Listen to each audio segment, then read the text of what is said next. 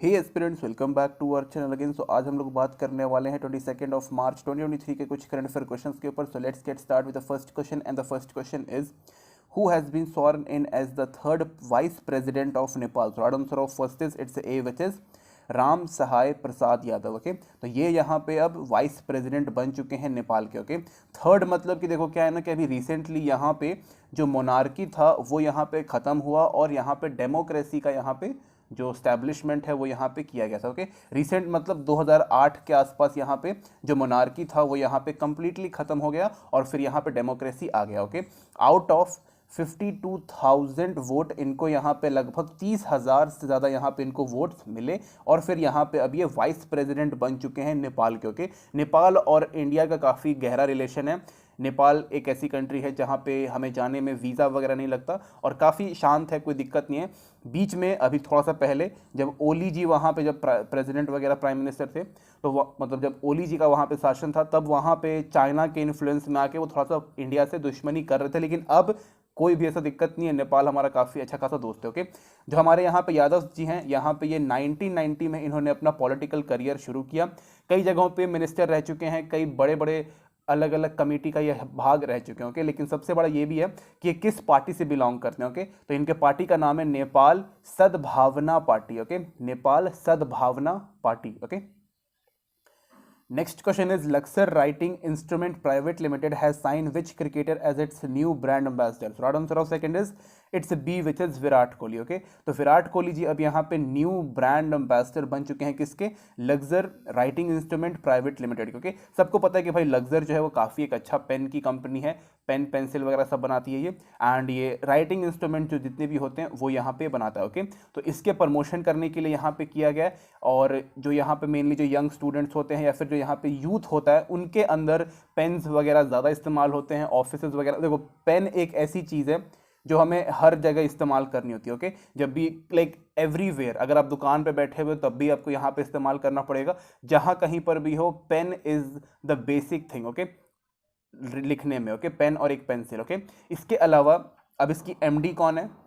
Managing director, वो जानना भी थोड़ा ज़रूरी है। मैनेजिंग डायरेक्टर इनकी यहाँ पे है, एक सेकेंड, मैनेजिंग डायरेक्टर है पूजा जैन गुप्ता। ओके, तो पूजा जैन गुप्ता जो है वो यहाँ पे Laksar writing instrument private limited की यहाँ पे ये मैनेजिंग डायरेक्टर है। और यहाँ पे जो लक्सर राइटिंग जो ये इंस्ट्रूमेंट जो यहाँ पे बनाता है वो काफ़ी यहाँ पे हाई स्टैंडर्ड का यहाँ पे बनाता है। ओके, और ये एक इंडियन कंपनी है, तो याद रखिएगा इस चीज़ को। और अभी इन्होंने बोला है कि भाई अब हम लोग यहाँ पे जर्मनी के साथ यहाँ पे टाई अप करने वाले हैं सो दैट कि जो यहाँ पे राइटिंग टेक्नोलॉजी जो है उसको हम लोग यहाँ पे और इम्प्रूव कर सकें। जो पेन की जो जो टेक्नोलॉजी पे वो बनती है उसको और हम लोग यहाँ पे हाई स्टैंडर्ड का बना सकें। Okay, next question is who laid the foundation stone for the 250 crore mega shopping mall at Srinagar Sempora area? So right answer of third is it's C, which is Manoj Sinha, जो कि वहाँ के लेफ्टिनेंट गवर्नर हैं। ओके, तो यहाँ पे अभी फाउंडेशन स्टोन रखा गया, ये कंप्लीट 2026 तक यहाँ पे हो जाएगा। ओके, यहाँ पे यूएई की एक कंपनी है, यूए की एक कंपनी जिसको हम लोग बोलते हैं Imara group, EMAAR, इमार group. Okay, GR लिख देते हैं यहाँ पे। तो इमार ग्रुप ने यहाँ पे 2500 नॉट 2500 250 करोड़ रुपीज़ यहाँ पे इन्वेस्ट कर रहे हैं मेगा शॉपिंग मॉल यहाँ पे ओपन करके। ओके, तो ये एक तरीके से कह सकते हो कि भाई ये हमारा एक फॉरेन डायरेक्ट इन्वेस्टमेंट है, किसके अंदर? यूनियन टेरिटरी के अंदर, और ये पहला यहाँ पे फॉरेन डायरेक्ट इन्वेस्टमेंट है JNK के अंदर। ओके, ये क्वेश्चन थोड़ा सा याद रखिएगा। ओके, इसके कारण जो यहाँ पे इंफ्रास्ट्रक्चर है वो यहाँ पे बूस्ट हो जाएगा, एम्प्लॉयमेंट जो है वो यहाँ पे आ जाएगा, और इस ये जो पर्टिकुलर जो यहाँ पे मेगा शॉपिंग मॉल जो यहाँ पे बनने वाला है इसके अंदर 500 शॉप्स रहने वाले हैं। ओके, तो समझो कि भाई मतलब 500 से ज़्यादा तो यहाँ पे लोगों को डायरेक्ट यहाँ पे नौकरी मिल गई, और भी मतलब इनडायरेक्ट जो उसके आसपास जो अपना काम करेंगे वो हो जाएगा। ओके, 10 लाख स्क्वायर फीट में यहाँ पे ये पूरा बनने वाला। ओके, 10 लाख स्क्वायर फीट में यहाँ पे ये बनेगा, जो कि काफ़ी अच्छी बात है। एंड सबसे बढ़िया बात ये है कि भाई JNK में अब अलग अलग जगहों से लोग जाएंगे शॉपिंग करने के लिए, बिकॉज और जब भी कोई भी वहाँ विजिट करेगा तो डेफिनेटली इस शॉपिंग मॉल में जाएगा, तो काफ़ी सही रहेगा। ओके, और वहाँ के जो लोग हैं उनको भी जो सामान वगैरह है वो यहाँ पे सस्ते दामों पर मिल जाएगा। ओके, बिकॉज शॉपिंग मॉल में क्या होता है कि वहाँ पे फिक्स होता है, वहाँ पे आप बार्गेनिंग वगैरह नहीं कर सकते। ओके, तो ये भी थोड़ा ठीक है। ओके, कोई दिक्कत नहीं है। So next question is the Ministry of Women and Child Development has organized the 5th Poshan Pagwada from Saradamsara 4th is it's a which is 20th of March to 3rd of April. Okay, तो यहाँ पे 5th addition है पोषण आहार का। यहाँ पे इसके अंदर न्यूट्रिशियस फूड और हेल्थ को यहाँ पे मेनली प्रमोट किया जाता है एंड ऑल ओवर इंडिया में जो यहाँ पे अवेयरनेस फैलाने का जो यहाँ पे कैंपेन है वो यहाँ पे होता है। Okay, one of the most important में से एक है बिकॉज यहाँ पे हम लोग वुमेन्स और चाइल्ड की यहाँ पे मेनली बात करते हैं और उनके न्यूट्रिशंस लेवल को यहाँ पे बढ़ाने के लिए उनको हेल्थ के ऊपर बताना है और जितनी भी यहाँ पे ईटिंग हैबिट है बिकॉज सही चीज़ खाओगे तभी आपके शरीर को फ़ायदा रहेगा, तो उन सब चीज़ों के ऊपर भी बताना है। ओके, 2018 में जो पर्टिकुलर जो अपना ये पोषण पखवाड़ा जो है वो यहाँ पे लॉन्च किया गया था एंड उस टाइम से लेके अभी तक यहाँ पे हो रहा है। ओके, यहाँ पे इसका स्लोगन है कि भाई कुपोषण मुक्त भारत। जितना भी यहाँ पे कुपोषण वगैरह होता है, जो बच्चे काफ़ी मतलब उनका बॉडी काफ़ी पतली हो जाती है just because of lack of nutritious food, तो उसको यहाँ पे ठीक ठाक करना है। जितने भी बच्चे हैं, छोटे बच्चे हैं, उनको सही खाना खिलाना है। महिलाओं को सही खाना बनाना मतलब बताना है कि भाई किस खाने में कितना न्यूट्रिशंस रहेगा, सब कुछ बताना, सब कुछ एजुकेट करना है। ओके, तो मेन इसका रहता है और इसका काफ़ी ज़्यादा प्रभाव पड़ा है रूरल एरियाज़ में। ओके, और इसका जो आउटकम है वो भी काफ़ी यहाँ पे अच्छा रहा था। ओके, और इसमें कई सारे लोग जो हैं उनकी मतलब हेल्प हुई है इसके कारण। Okay, next question is the second meeting of the startup 20 engagement group under India's G20 presidency was held in which state on 18th 19th March? So right answer of fifth is it's B which is Sikkim. Okay, तो सिक्किम में यहाँ पे ये second meeting हुआ था किसका? Startup 20 engagement group का। Okay, तो देखो यहाँ पे मेन था कि भाई अपने ऑल ओवर 20 जो कंट्रीज है इसके अंदर जितने भी 20 मेंबर हैं G20 में, इसके अंदर जो स्टार्टअप प्रोग्राम है उसको और यहाँ पे अच्छा करना है। ओके, देखो क्या होता है ना कि जब भी यहाँ पे कोई भी बंदा अपना स्टार्टअप यहाँ पे ओपन करता है तो यहाँ पे कुछ चीज़ों की यहाँ पे ज़रूरत होती है, जैसे कि यहाँ पे अपना फाइनेंस हो गया, यहाँ पे मार्केट एक्सेस हो गया, कनेक्टिविटी हो गया, फंडिंग्स हो गया, इसके अलावा और भी कई सारे अलग अलग इंफ्रास्ट्रक्चर इसमें आ जाता है। तो ये सारी चीज़ें हमें यहाँ पे चाहिए होती है और जो हमारी गवर्नमेंट जो है वो सारी चीज़ें यहाँ पे प्रोवाइड की जाए करती है। ओके, तो यहाँ पे मैंने जो 4 चीज़ें लिखी हैं इसके अलावा भी बहुत सारे अलग अलग फैक्टर्स भी इसके अंदर आते हैं, तो उसी के ऊपर यहाँ पे मेनली डिस्कस हुआ था ये पर्टिकुलर मीटिंग में। Okay,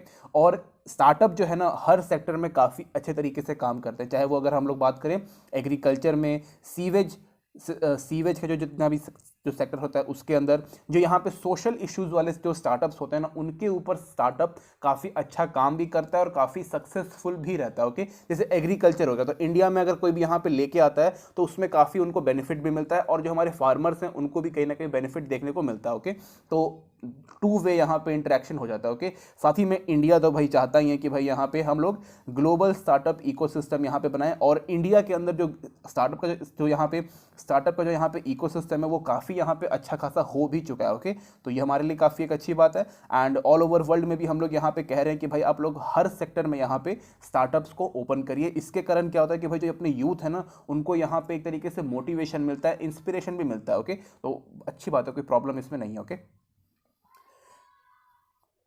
next question is what is the India rank according to the global terrorism index 2023? So right answer of 6th is it's a B which is 13th. Okay, तो हम लोग यहाँ पे 13th number पे आ चुके हैं global terrorism index के अंदर। ओके, तो अच्छी बात बिल्कुल भी नहीं है। स्टिल हमारी कंट्री में कई सारी ऐसी जगह हैं जहाँ पे नक्सलवाद यहाँ पे आ जाता है, अलग अलग चीज़ें आ जाती हैं, तो ये सब नहीं होना चाहिए। ओके, इसके अलावा अगर हम बात करें तो पहले नंबर पे अभी भी अफगानिस्तान है। अफगानिस्तान पिछले 4 बार से यहाँ पे टॉप कर रहा है। ओके, और इंडिया में क्या है ना कि अभी जो पिछले साल के हिसाब से इस साल में देखा जाए तो हल्का सा यहाँ पे हमें अच्छा देखने को मिला है। ओके, तो ये अच्छी बात है कि भाई इंडिया में जो है वो टेररिज्म जो है वो धीरे धीरे कम हो रहा है। हमारी कंट्री में अगर कहीं से भी टेररिज्म आता है तो उसकी एक जगह है और वो है पाकिस्तान। ओके, पाकिस्तान खुद 6 नंबर पे है। तो भाई देखो क्या है ना कि पाकिस्तान के लोगों को ऐसा लगता है कि भाई उन जो भी होता है वहाँ पे तो इट्स ऑल अबाउट गॉड, सब खुदा करते हैं। तो ओके, तो खुदा की मर्जी है कि पाकिस्तान जो है वो ग्लोबल टेररिज्म इंडेक्स के अंदर 6 नंबर पे रहे, तो 6 नंबर पे वो रहेगा।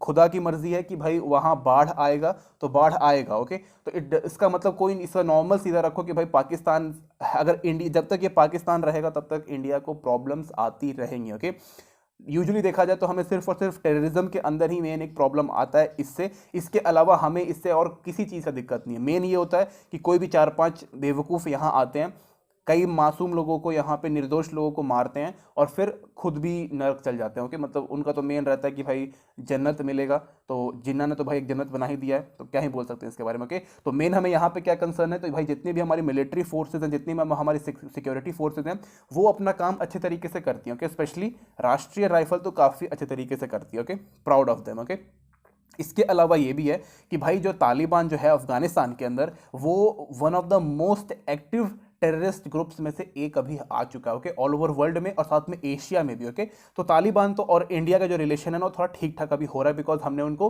कोविड के टाइम पे भी काफ़ी सारी यहाँ पे राहत सामग्री भेजी है, हेल्थ में भेजा, वैक्सीन भेजा, खाने के लिए गेहूं भेजा, तो भाई हमने उनकी हमेशा मदद ही की है। ओके, तो देखो यहाँ पे हमें क्या करना है कि भाई जितनी भी हमारी सिक्योरिटी फोर्सेज हैं उनको सपोर्ट करते रहना है, कोई भी उनको प्रॉब्लम नहीं होनी चाहिए, उनको वेल इक्विपाइड करके रखना है, उनको तैयारी करके रखनी है हर चीज़ की कि भाई, क्योंकि अब ये पाकिस्तान वाले जो हैं वो कभी भी यहाँ पे मुंह उठा के आ जाते हैं एंड कुछ भी अपना गंदा गंदा काम करते हैं। ओके, इसके अलावा अगर हम बात करें तो भाई हमें जो टेररिज्म के अंदर है यहाँ पे यहाँ पे मेन देखो क्या है ना कि वो टेररिस्ट कहाँ भेजते हैं, पीओके में भेजेंगे, या फिर जो अपना जम्मू एंड कश्मीर है वहाँ पे डिस्टर्बेंस क्रिएट करने के लिए भेजेंगे। तो हमें यहाँ पे जम्मू एंड कश्मीर में थोड़ा सा और ध्यान देना चाहिए। ओके, मतलब वहाँ पे मेनली जो डेवलपमेंट के जो प्रोग्राम्स हैं उसको और लेके आने चाहिए। ओके, अभी तो वहाँ पे मॉल भी बन रहा है, वहाँ पे टूरिज्म के भी कई सारे अलग अलग जगहों को वहाँ पे ओपन भी किया हुआ है, तो काफ़ी वहाँ पे अच्छा है। ओके, इवन दो लद्दाख में भी काफ़ी अच्छा यहाँ पे डेवलपमेंट का जो काम है वो धीरे धीरे करके शुरू हो रहा है। ओके, तो अभी हम लोग को यहाँ पे और जो इसमें मतलब है ना, यहाँ पे टॉप 25 के अंदर हमें नहीं रहना, हमें इस लिस्ट में ही नहीं रहना। ओके, याद रखिएगा इस चीज़ को।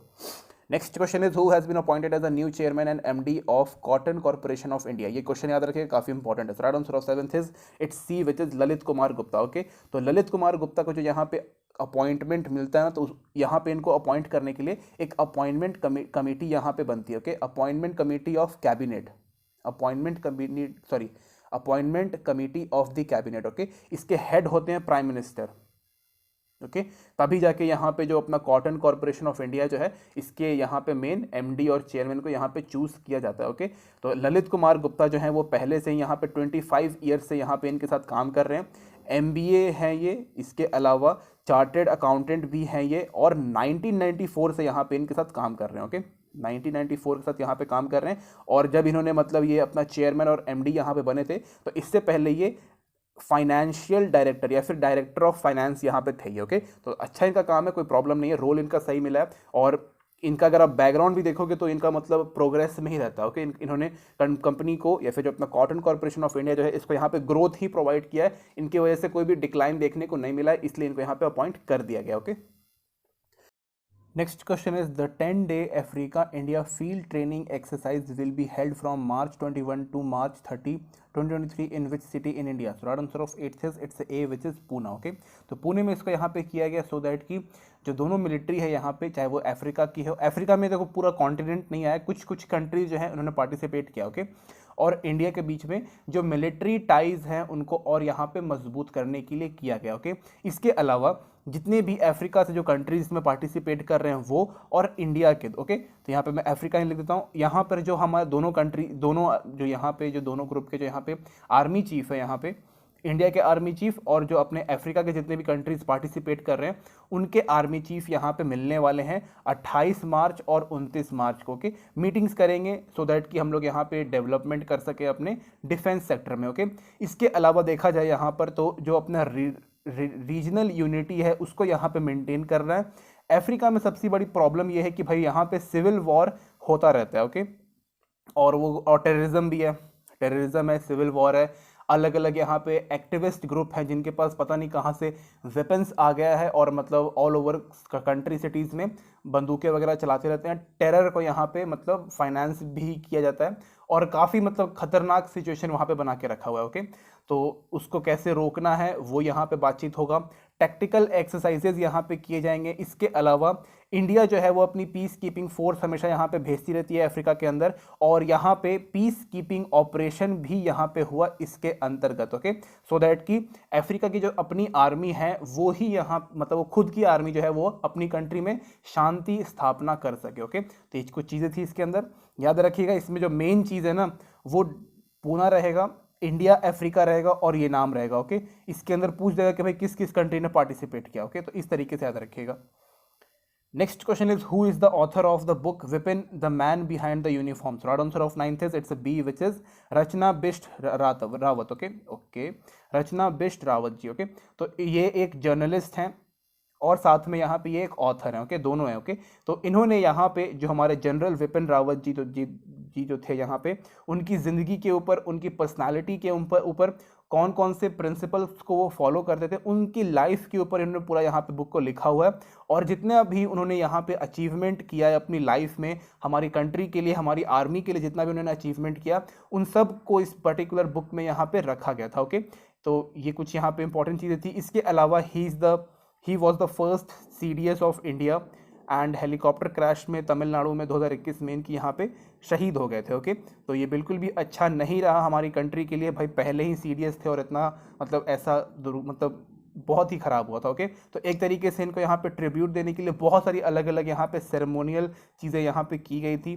नेपाल में भी इनका यहाँ पे ट्रिब्यूट दिया गया, अभी बुक लिख के हो रहा है, और भी कई सारी चीज़ें यहाँ पे की गई थी. ओके, ये जो बुक है वो यहाँ पे डिफेंस मिनिस्टर राजनाथ सिंह के द्वारा यहाँ पे प्रेजेंट किया गया था. ओके, तो इनकी लाइफ और जितना भी इन्होंने यहाँ पे अचीवमेंट किया, चाहे वो पर्सनल अचीवमेंट हो, चाहे वो कंट्री के लिए यहाँ पे अचीवमेंट हो, वो सब कुछ इस पर्टिकुलर बुक में यहाँ पे दिया हुआ है. ओके,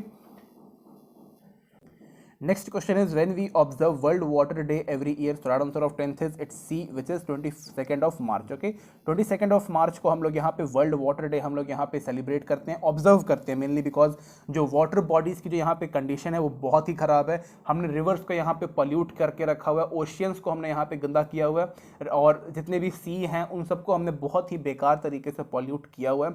मरीन लाइफ को यहाँ पे काफ़ी खतरा है. जितनी भी यहाँ पे फ्रेश वाटर के जितने भी रिसोर्सेज हैं वो सब यहाँ पे ख़त्म होते जा रहे हैं. और हमने यहाँ पे सस्टेनेबल मैनेजमेंट, सस्टेनेबल डेवलपमेंट में काफ़ी अच्छा काम यहाँ पे नहीं किया. ओके, इसके अलावा जितने भी फ्रेश वाटर रिसोर्सेज हैं उनको हमें यहाँ पे सेव करके रखना काफ़ी इंपॉर्टेंट है for our future generation. Okay, 1993 से ये पर्टिकुलर डे हम लोग यहाँ पे ऑब्जर्व करते हुए आ रहे हैं. रिसेंटली अभी यहाँ पे न्यूयॉर्क वाटर कंजर्वेशन वीक, यहाँ पे वाटर कंजर्वेशन वीक हम लोग यहाँ पे सेलिब्रेट कर रहे थे, तो उसमें भी सेम हम लोगों ने बात किया था. ओके, मैंने ऑलरेडी बताया था कि जब यहाँ पे वर्ल्ड वाटर डे आएगा तो मैं इसके बारे में भी बताऊंगा. ओके, तो इट्स 22nd ऑफ मार्च. ये क्वेश्चन याद रखिएगा, ये आपके एग्जाम में आराम से आएगा. ओके, इसके अलावा जितने भी यहाँ पे वेटलैंड्स हैं उनको यहाँ पे कंजर्व करके रखना है.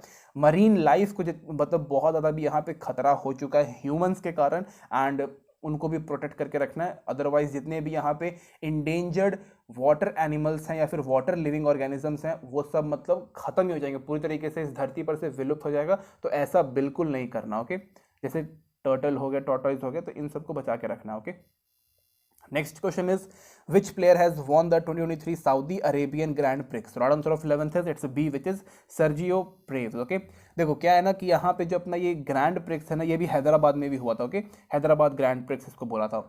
ओके, तो देखो इसमें क्या है ना कि इसमें फार्मूला 1 कार रेसिंग होता है, और कार रेसिंग में मतलब बहुत सारे लोग अपने अपने पैसे वगैरह लगाते हैं. इसके अलावा अलग अलग कंट्री से लोग यहाँ पे रिप्रेजेंट करते हैं अपनी अपनी कंट्रीज़ को, और कुछ कुछ जो होते हैं वो अलग अलग ऑर्गेनाइजेशंस को भी यहाँ पे रिप्रेजेंट करते हैं. ओके, इसमें 3 नाम याद रखिएगा, एक है लुइस हैमिल्टन, एक है मैक्स वर्स्टेपेन और एक Sergio praise. Okay, Sergio praise बहुत न्यू है, लेकिन इसके अलावा जो लुइस हैमिल्टन है इन्होंने यहाँ पे बहुत सारे ग्रैंड प्रिक्स यहाँ पे जीते हुए हैं, और एक अपने यहाँ पे मैक्स वर्स्टेपेन है, इन्होंने भी यहाँ पे कई सारे ग्रैंड प्रिक्स यहाँ पे अवार्ड जीते हुए हैं अलग अलग. ओके ओके, यहाँ पे अलग अलग जगहों पे ये पूरा ग्रैंड प्रिक्स होता है, चाहे वो हंगरी हो गया, जर्मनी हो गया, अपना अलग अलग जगहों पे होता है. Okay, so this is it guys, thank you and thank you watching this video.